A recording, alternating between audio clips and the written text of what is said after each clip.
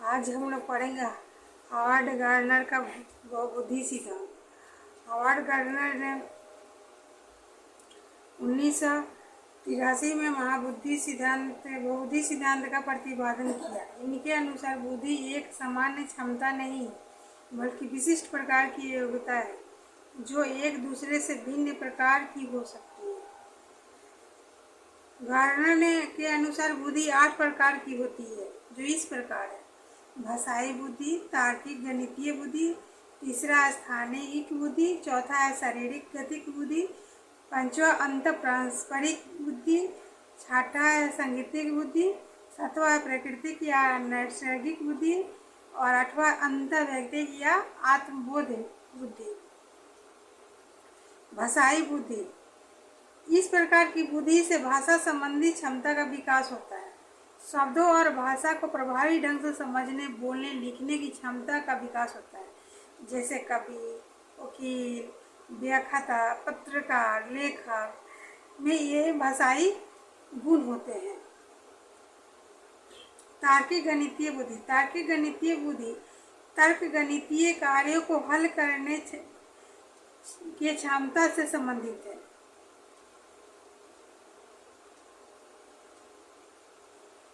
जैसे गणितज्ञ, वैज्ञानिक। स्थानिक बुद्धि, इस तरह के बुद्धि का उपयोग मानसिक क्षमता, कल्पना, मानचित्रों की कल्पना करने की क्षमता का विकास होता है, जैसे इंजीनियर, मूर्तिकार, पायलट। चौथा है शारीरिक गणितीय बुद्धि, इस प्रकार की बुद्धि में अपने शरीर को कुशलता पूर्वक संभालने की कला हो, वस्तुओं को नियंत्रित करने की क्षमता हो, जैसे नर्तक, खिलाड़ी, सर्जन। नर्तक को अपने शरीर पर कमान रहता है, वह जिधर मन उधर घुमा लेते हैं। पांचवा अंत पारस्परिक बुद्धि, इस प्रकार की बुद्धि में दूसरे की भावनाओं को समझने, इच्छाओं को समझने की कला होती है तथा उनके साथ जुड़ाव हो, जैसे समाज सेवक, राजनेता, शिक्षक, जो दूसरे के से संबंध बात करने की कला हो, संबंध समझने की कला हो।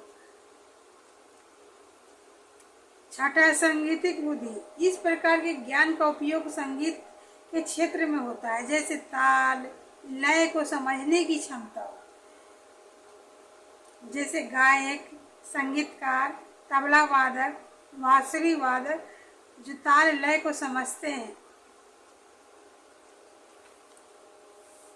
छठा है अंत वैयक्तिक या आत्मबोध बुद्धि, इस प्रकार की बुद्धि का संबंध स्वयं से है, जिसमें कि विचार, भावना, प्रेरणा को समझने तथा अपने आप को नियंत्रित करने की क्षमता हो, जैसे चिकित्सक, परामर्शदाता, मनोवैज्ञानिक, दार्शनिक इत्यादि। आठवां है प्राकृतिक या नैसर्गिक बुद्धि, इस प्रकार की बुद्धि का संबंध वनस्पति जगत से है, जैसे पेड़ पौधे, जानवरों, पर्यावरण, प्रकृति सौंदर्य को पहचानने, परखने की कला हो, जैसे किसान, पर्यावरणविद। गार्डनर का यह सिद्धांत हमें बताता है कि हर बच्चा जो स्कूल आता है उसमें अलग अलग क्षमता होती है, एक जैसा क्षमता उनमें नहीं होता। उन्हें शिक्षा को पहचानने की जरूरत है और उसके अनुसार शिक्षा देने की आवश्यकता है। सभी बच्चे में एक ही समान का बुद्धि नहीं होता, इसीलिए शिक्षक को चाहिए हर एक बच्चे को की छिपी हुई क्षमताओं को बाहर लाए और समझे और उसके अनुसार उसको शिक्षा दे।